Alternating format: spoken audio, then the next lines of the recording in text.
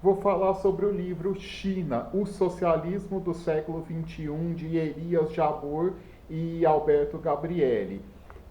Eu não vou usar esse vídeo aqui para fazer resumo do livro, porque eu não quero dar spoiler, eu quero que vocês leiam o livro, por isso eu acho que só fazer um resumo aqui pode até acabar mais desestimulando do que estimulando, porque a pessoa pensa,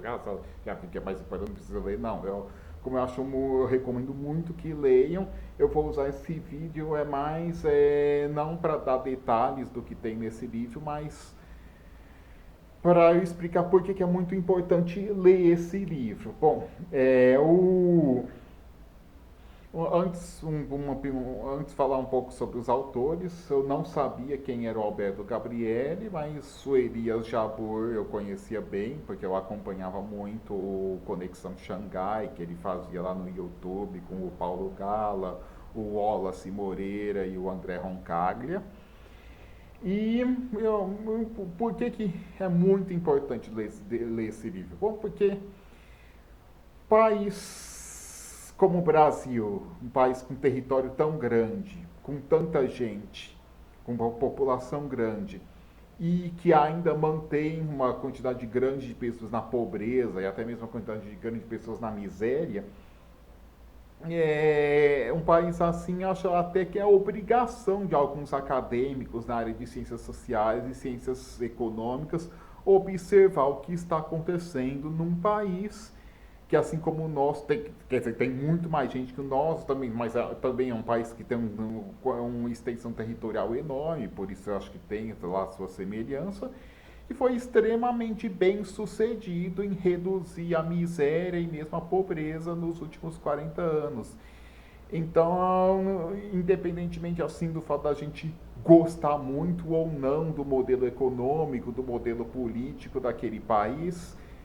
não tem como nós fingirmos que a República Popular da China não existe. Eu acho muito importante a gente observar e por isso eu acho que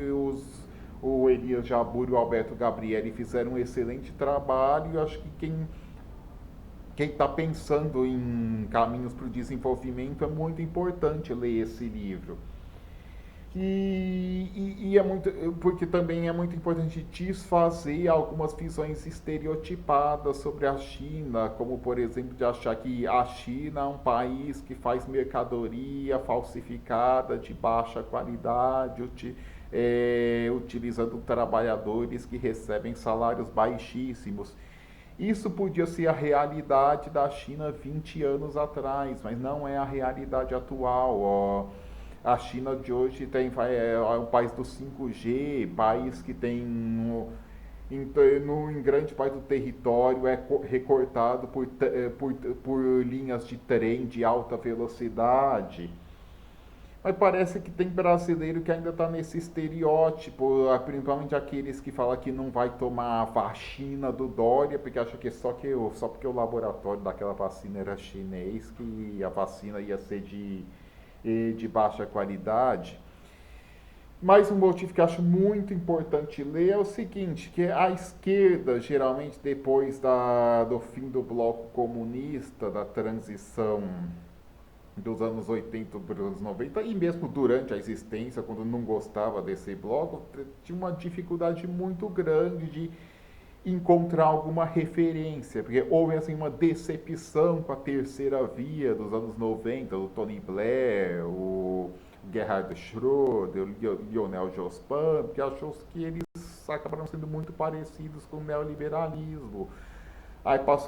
muita gente da esquerda passou a ter grande esperança em alguns líderes mais à esquerda do que esses partidos social-democratas da terceira via, do mundo desenvolvido, como por exemplo Bernie Sanders, o Melancon, o Jeremy Corbyn, o Link da Alemanha, o Podemos da Espanha. Mas esses aí nunca chegaram a ser governo. Se chegasse, podia ter um choque de realidade, igual foi o Syriza na Grécia. E outra referência que muita gente de esquerda busca foram as experiências autogestionárias, como os zapatistas no México, o caso da cooperativa Mondragón no País Basco, ou as experiências dos curdos. Isso eu acho ótimo, muito bom que tenha existido, muito bonito isso, mas não tem como deixar de mencionar que isso é muito difícil, essas são experiências de pequenas comunidades e é muito difícil replicar em países inteiros com muitos milhões de habitantes. Aí a esquerda que está tão sem referência não pode ignorar que em 3 países, assim, não só a República Popular da China, mas também no Vietnã e no Laos, são países governados por partidos comunistas e nas últimas décadas esses países foram muito bem sucedidos em ter crescimento do PIB, diminuir a pobreza, diminuir a miséria, melhorar os indicadores sociais. E mesmo não gostando, mesmo não gostando de tudo que eles fazem na política, na economia, não dá para fazer de conta que esses países não existem. E esse livro, que eu acho muito bom, assim, esse livro não é apenas uma receitinha de política econômica. Não fala assim só que porque a China fez isso, isso, e o resultado deu isso, então os outros países em desenvolvimento devem replicar. Não, não se, na verdade esse livro faz um pouco isso a partir do capítulo 9. Aí quem está buscando só isso pode começar a leitura do capítulo 9. Mas eu recomendo, o livro é melhor, o livro foi feito para ser lido inteiro, eu recomendo ler inteiro, porque do capítulo 1 ao 8 é mais uma discussão sobre o que é socialismo, uma discussão mais teórica sobre o que é socialismo, qual é a viabilidade do socialismo. E aí, para entender o capítulo de 1 ao 8, é muito importante já estar mais familiarizado com o vocabulário marxista, por isso são os capítulos mais difícil de leitura, mas como eu falei, é possível começar a leitura só com 9? Mas eu recomendo ler o livro inteiro. E e esse livro vai um pouco contra essa ideia difundida por um famoso economista brasileiro, ídolo dos neoliberais, que esse economista disse uma vez que é, o sucesso da China é decorrente do excesso de liberalismo e que a China cresce muito porque os chineses poupam muito. Aí esse livro vai contra não apenas essa ideia, só que esse livro vai contra até a ideia defendida até por algumas pessoas razoavelmente de esquerda no Brasil, que dizem que colocam a República Popular da China como simplesmente mais um dos casos de desenvolvimentismo asiático, como também ocorreu com o Japão, Coreia do Sul, Taiwan e Singapura. Aí o livro fala que sim, que houve algumas semelhanças, até porque essas experiências desenvolvimentistas asiáticas aconteceram antes do início das reformas da China, em 1978. Aí houve alguma inspiração, alguma coisa semelhante implementada, mas existem diferenças essenciais. Aí algo que um dos objetivos desse livro é não apenas mostrar que a China é um sucesso econômico e mostrar o que foi feito das políticas, mas argumentar que a China, apesar das reformas econômicas para o mercado de 1978 e apesar da maior parte do produto da China ser feito por empresas privadas, a China é sim um caso de socialismo. É um país socialista ainda, não é um país capitalista igual aos do Ocidente, ou mesmo esses do desenvolvimentistas asiáticos que eu mencionei. E até às vezes o livro, para ficar um pouco mais neutro, fala assim, mesmo se não quiser falar que é socialista, ao menos não pode negar que é uma formação econômica e social orientada para o socialismo. E e que fala que, porque o Estado ainda tem, na China, tem um comando muito maior sobre a economia, mesmo do que esses outros países do leste asiático, por causa dos grandes conglomerados de empresas estatais. E, porque assim, houve muita privatização de empresa estatal pequena, mas foram mantidos grandes conglomerados estatais, aí tanto por causa desses conglomerados estatais, quanto por causa de um sistema financeiro quase que totalmente estatal, o Estado continua o Estado que é gerido por um partido que tem orientação para construir o socialismo, ainda tem um controle muito forte sobre a economia.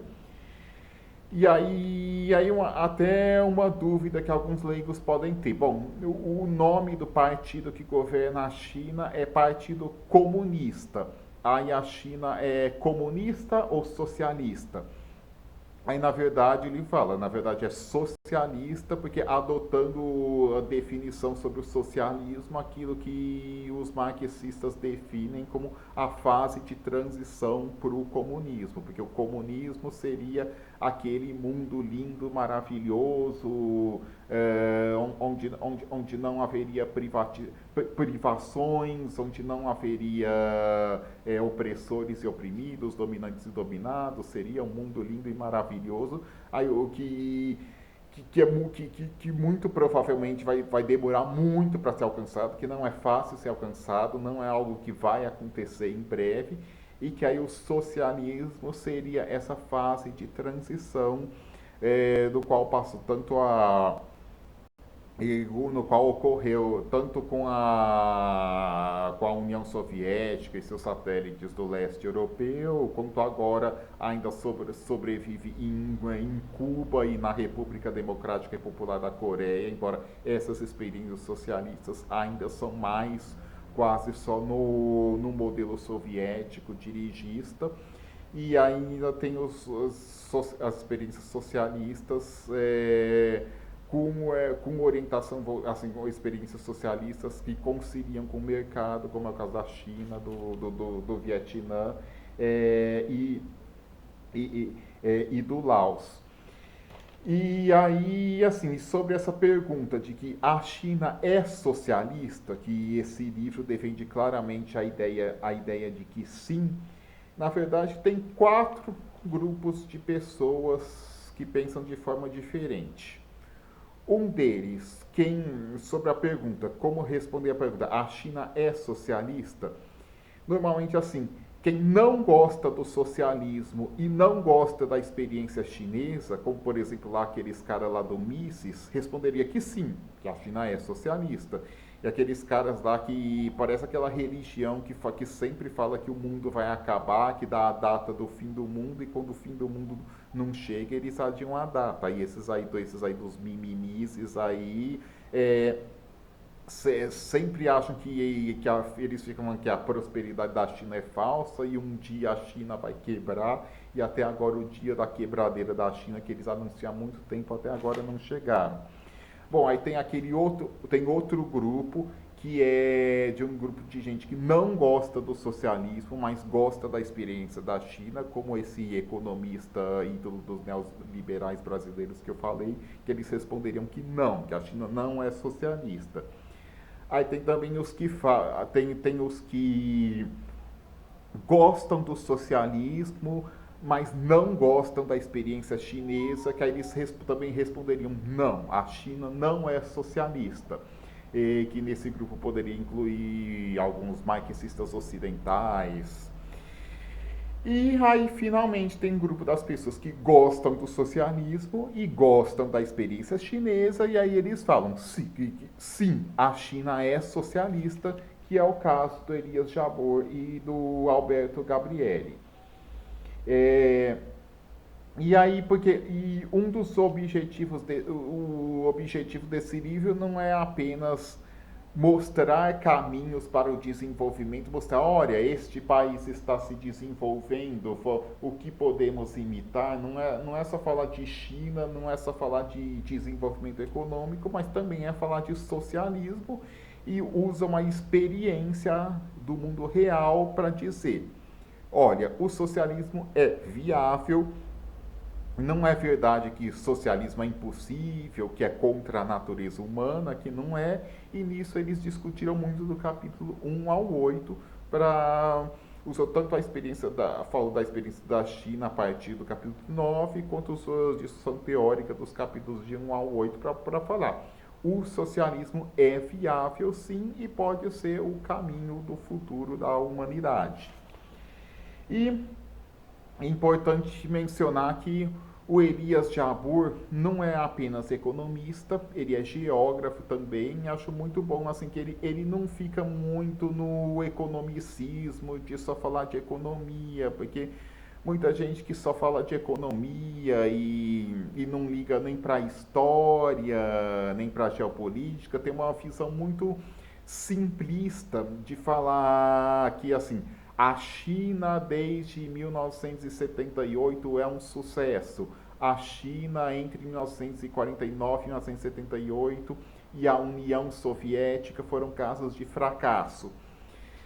Aí não foi nem muito menos nesse livro, mas até alguns vídeos do YouTube o Elias Jabbour falou que não, é, essa visão totalmente economicista é equivocada. Embora o Elias Jabbour é um grande crítico de experiências de socialismo que ignoram totalmente o mercado, que baseiam-se apenas no dirigismo, ele fala que não dá para falar que a China de 1949 a 1978 foi totalmente um fracasso, ou que a União Soviética foi um fracasso, porque também tiveram realizações importantes e talvez não seria possível a China pós 1978 se não fosse a China de 1949 até 1978 e a União Soviética. E por fim, como o livro fala de socialismo e de experiências de socialismo que conciliam com o mercado, depois de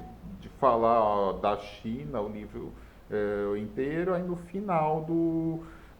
tem um apêndice que fala um pouco do Vietnã e do Laos, que são experiências também de socialismo com o mercado,